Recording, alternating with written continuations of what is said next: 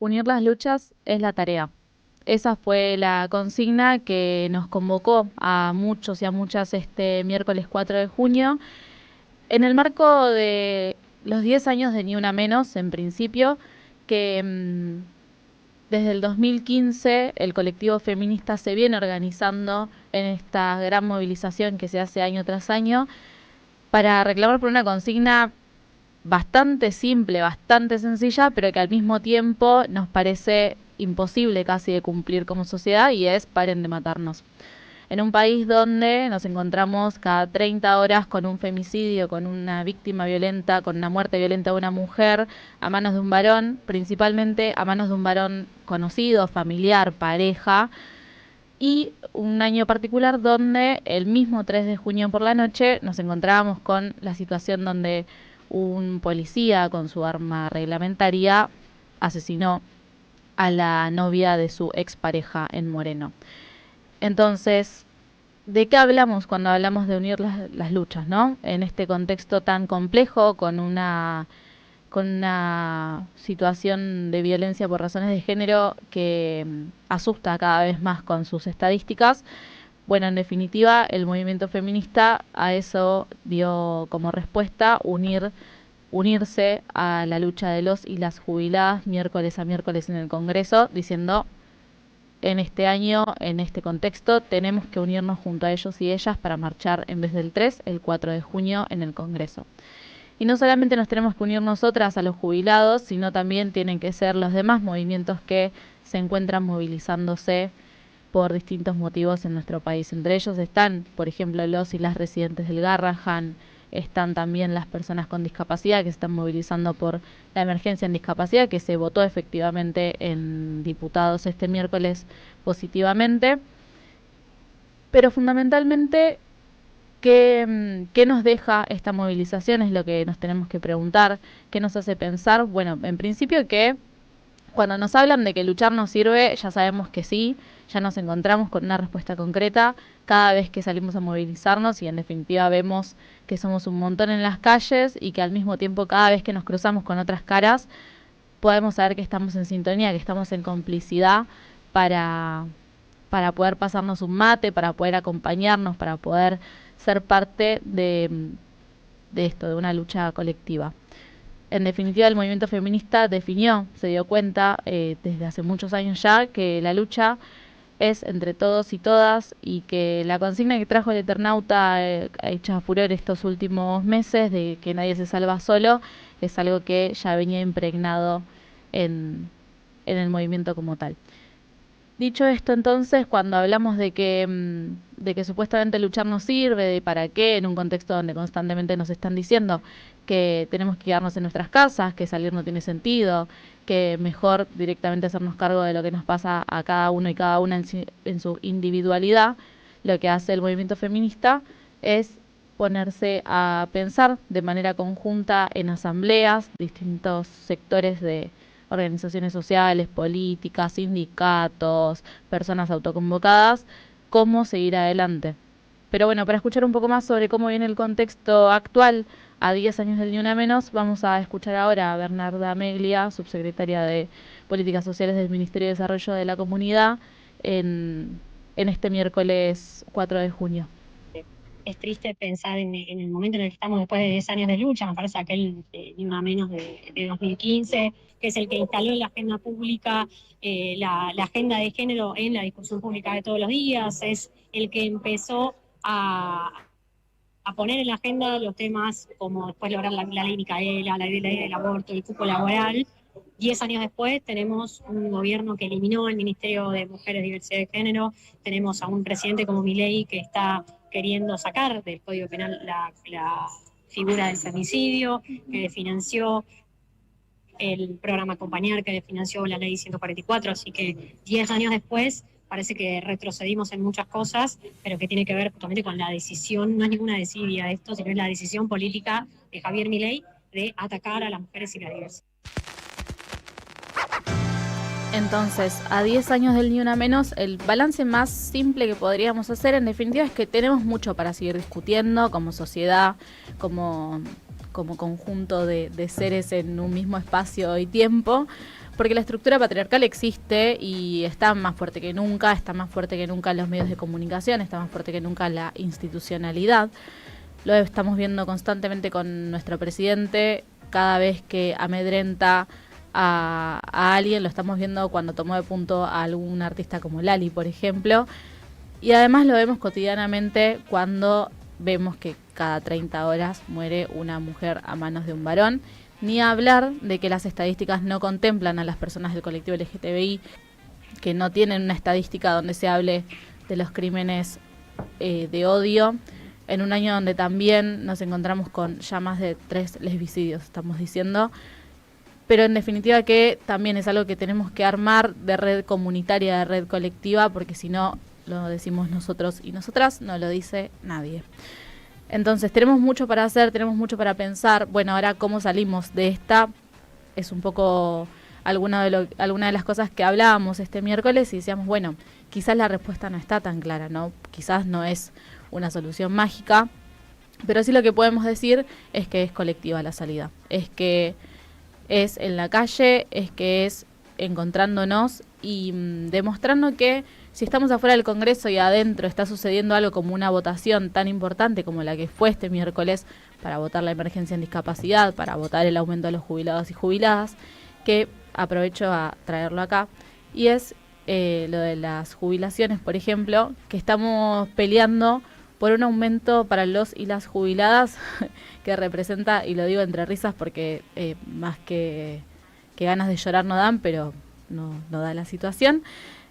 Estamos peleando justamente para que los y las jubiladas con jubilación mínima más el aumento de diputados más el bono puedan cobrar 436.663 pesos con 3 centavos por mes. O sea, estamos luchando por algo mínimo para poder sobrevivir en el día a día.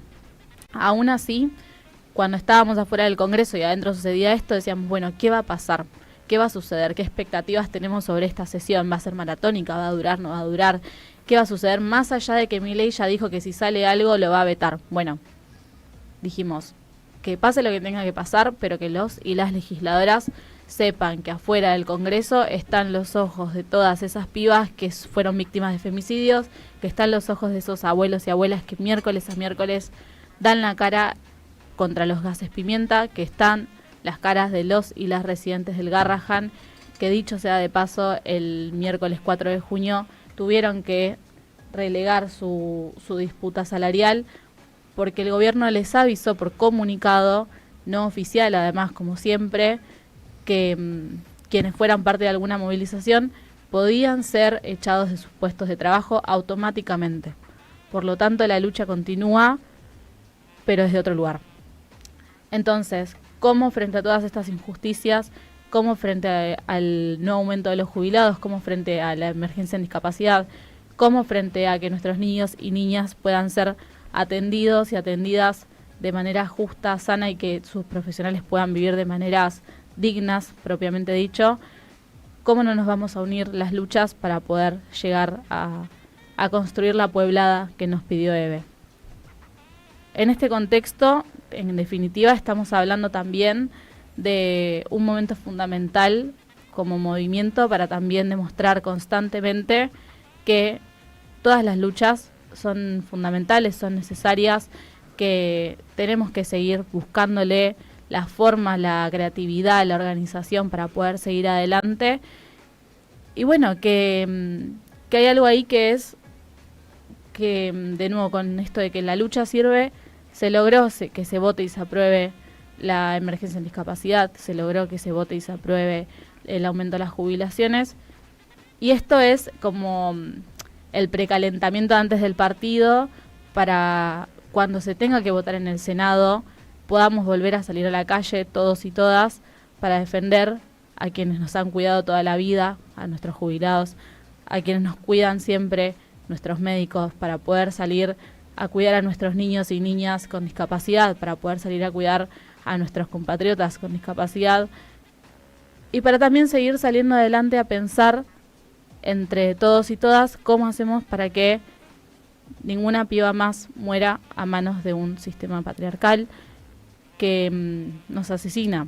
a sangre fría que nos asesina dejándonos sin políticas públicas, que nos asesina dejándonos impuestos laborales, que busca que no nos jubilemos. Entonces, ¿unir las luchas es la tarea? Sí, en definitiva lo es. Unir las luchas es lo que nos va a dar la posibilidad de nuevo, de construir una verdadera pueblada como nos lo pidió Eve en su último jueves. Así podríamos resumir un poco lo que pasó este miércoles. Pero creo que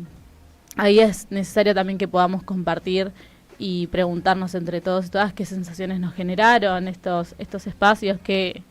nos movilizó estar en la calle, qué sentimos con eso. Y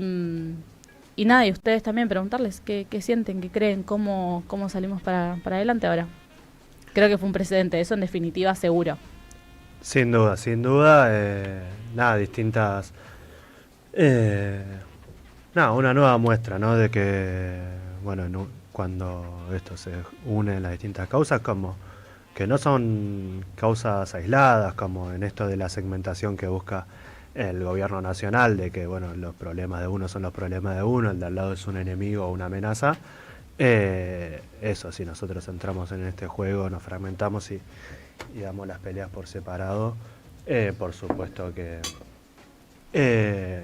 nada, que va a costar mucho más. Y creo que si de algo da cuenta también todo lo que ocurrió el miércoles, como ni hablar, esto como un paréntesis, ya lo hemos hablado en Pueblada, pero bueno, que todas estas situaciones que vos detallabas, que comentabas, alimentabas también con datos, estadísticas, bueno, por supuesto como hay un claro correlato como entre el discurso oficial y después las consecuencias, eso que tiene en la vida cotidiana. Podemos recordar de las declaraciones de Milei en Davos,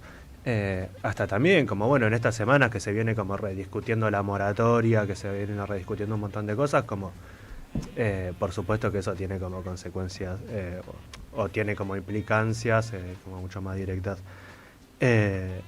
las mujeres, pero simplemente porque son quienes como históricamente como vienen siendo excluidas también del mercado laboral formal y la forma de distribuir las tareas y un montón de cosas, pero bueno, que también es una política que además, bueno, muchísimas cosas, ¿no? Que se dice que se lo plantea como si fuese un subsidio, un regalo, como cuando uno en realidad la moratoria como lo que hace es pagarla, pero bueno, además esto, como todo este discurso violento, que en definitiva como lo que busca hacernos creer es que, bueno, si esta política de Estado es insuficiente o si la jubilación si las jubilaciones mismas incluso son insuficientes, tiene que ver con que ese dinero tiene que redistribuirse para pagarle también a aquellos que no hicieron los aportes en su debido momento. Bueno, como toda esa construcción comunicacional y simbólica, como por supuesto que tiene implicancia, y ahí el pueblo como tiene dos opciones: o entra en ese juego y nos empezamos a pelear entre nosotros y nos empezamos a pelear con las personas que cobran jubilación, que accedieron a la jubilación por moratoria y nos empezamos a pelear, como decíamos la semana pasada, que el titular de la ANDIS como decía, bueno, a Ian, el chico de 10 años creo con discapacidad, ¿por qué vos no pagás peaje y yo sí? O nos unimos como pasó el miércoles y damos la pelea juntos, dando cuenta además de la importancia también de dar una pelea donde podamos tener mucha fuerza en las elecciones de este año, como la importancia de tener fuerza, de tener mucha fuerza ahí para que el gobierno nacional, para que Milei no pueda construir una mayoría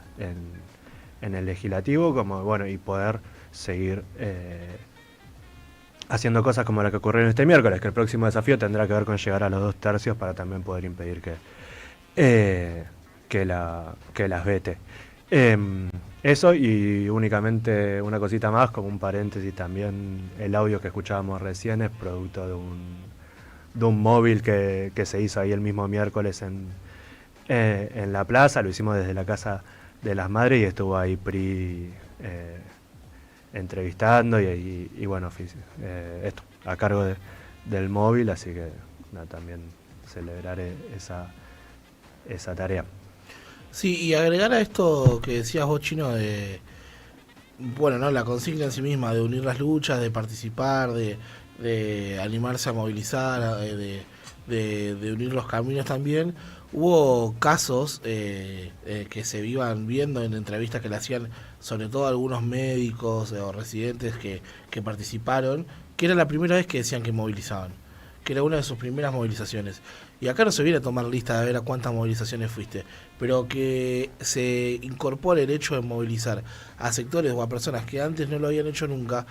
no solo que habla de un Estado ausente, sino que también habla de una herramienta válida y de lucha que por algo intentan todo el tiempo quitárnosla. Por algo ya es la segunda vez que este gobierno, a través de un decreto, intenta prohibirnos la manifestación, la huelga, la lucha organizada. Y por algo es tan importante, ¿no? Porque así como uno ya prevé algunos movimientos y hasta los dice el propio Javier Milei, que va a vetar el aumento de los jubilados, que va a vetar la emergencia en discapacidad, o sube memes riéndose de un salón de clases lleno de monos y él como profesor escribiendo en el pizarrón quién lo va a pagar. Bueno, también es importante la organización popular, ¿no? También es importante la contracara a todo esto que lo dicen las madres históricamente, y lo hemos escuchado siempre en la voz de Eve, y lo seguimos escuchando hoy en la voz de Carmen, que es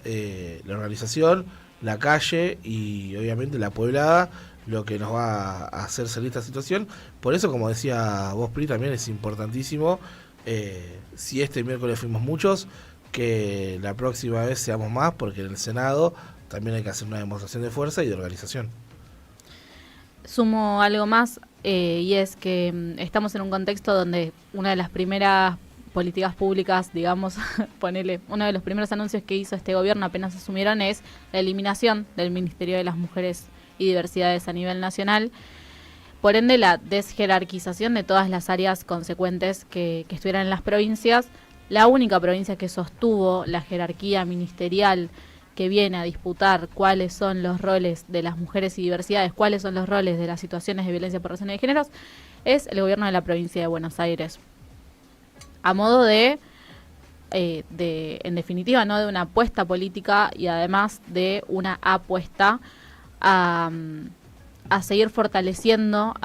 no solamente al movimiento feminista como tal, sino a que realmente se pueda vivir una vida más libre e igualitaria. Y con esto lo que quiero traer es, el gobierno ha desfinanciado casi al 100%, podríamos decir al 98%, la línea 144 a nivel nacional. Los canales están estallados en todos lados. De todas formas, siempre invitamos a que si conoces o si estás transitando una situación de violencia por razones de género, a 10 años del Ni Una Menos, también podemos decir que es fundamental que podamos hablar sobre todo esto. Es fundamental que quienes estén en estas situaciones puedan hacer las denuncias pertinentes. Para esto, particularmente en la provincia de Buenos Aires, la línea 144 no ha sido desguazada, por el contrario, ha sido fortalecida durante el año 2024 y 2025, y la comunicación sigue existiendo, por lo cual también hacer mención y agradecer en definitiva, ¿no?, a todas las operadoras y operadores que son parte de esa línea, que es una trinchera en la provincia de Buenos Aires para contener este tipo de situaciones. Que sepan que existe, que sepan que está, que sepan que se pueden comunicar las 24 horas del día, que es confidencial, que no te atiende un robot, te atiende una persona normal, como cualquiera de nosotros y nosotras, y te pregunta cómo estás, qué necesitas, qué situación es la que estás pasando, y que va a estar ahí para acompañarte o acompañar a la persona que tengas que acompañar. Esto a modo medio de cierre, de transmitir que la 144 sigue existiendo y que en la provincia de Buenos Aires, si no te puedes comunicar por teléfono, también puedes comunicarte por WhatsApp. Le voy a decir lento al número, al 221-5085-988. Lo vuelvo a repetir por las dudas, 221-5085-988. Ese es el número para comunicarse a la línea 144 por mensaje de texto en caso que no puedas comunicarte por teléfono. Maxi, ¿querés sumar algo? No, pensaba esto, que qué importante, ¿no?, es ser consecuente con lo que uno plantea en un clima, en un momento o de la época donde ser feminista, ¿no?, está situado como las feministas las responsables de que gobiernen Milei, ¿no? Hay varios discursos que las responsabilizan el movimiento feminista por una derrota que tiene más que ver con quienes ejecutaron la política que con un movimiento que desde la calle planteaba la igualdad y la justicia y movió estructuras que parecían, digamos, que estaban ahí quietas, que nadie iba a romper. Entonces que en todo ese clima de época donde Milei ataca sistemáticamente al movimiento feminista, me pregunto por qué las ataca. Yo diría, arriesgando una respuesta, que es porque es el movimiento que en los últimos años ha protagonizado la lucha por la igualdad y por la justicia. Hablabas vos de las jubilaciones y cómo en la jubilación mínima la mayoría que la cobra son mujeres. Eso refleja que hay una desigualdad y esa lucha por la igualdad es la que le molesta, digamos, al patriarcado, a quienes sostienen y defienden esa estructura y que, digamos, hoy en día se encarna en la derecha. No excluyentemente de la derecha, pero sí la derecha es una defensa acérrima de ese modelo. Bueno, qué importante que es que frente a un clima de época haya un gobernador que se plante y diga nosotros defendemos estas ideas, estos intereses, estamos a favor de la igualdad y de la justicia social. Y hasta de plantearlo como algo necesario para, siguiendo con lo programático, en una carpa en el espacio de plenario del Movimiento de Derecho al Futuro también, ¿no? Que es algo que ha sucedido este año, que ha sucedido el año pasado en Varela. En definitiva es fundamental, y en esto que decís, creo que hay algo ahí que es, bueno, el movimiento feminista ha sido también el que plantó la semilla de un montón de discusiones, no solamente en el marco de igualdad como tal, sino decir, bueno, quizás haya que rediscutir la justicia, ¿no? Quizás haya que rediscutir cuáles son las tareas que estamos haciendo en nuestros hogares, cómo trabajamos, por qué trabajamos de esta forma. Digo, hay una cuestión que es que activa muchos sentires, muchas emociones, muchas disputas políticas, realmente pensarlo desde muchos lugares a la hora de pensar en el feminismo. Digo, si lo pensamos hoy, y esto lo traigo más a modo de opinión personal, si tenemos que reformar la justicia, nuestro caballo de Troya es la reforma judicial feminista. Digo, entonces si viene Javier Milei y se planta y se plantea contra las feministas, y tiene que ver un poco con que hay algo que sabe que se le va a ir de las manos si realmente logramos ser mayoría y logramos también darle una batalla concreta a este gobierno y a todo su programa, ¿no? Pero bueno, creo que ya estamos como en situación ir a tanda. Así es, y vamos a comunicarnos al volver con Raúl Lucero, director de Discapacidad de la Provincia de Buenos Aires, para hablar sobre el proyecto de ley aprobado el miércoles, la amenaza de veto y la situación de los colectivos de discapacidad en la Argentina gobernada por Milei. Pueblada. Expliquemos lo que pasa. AM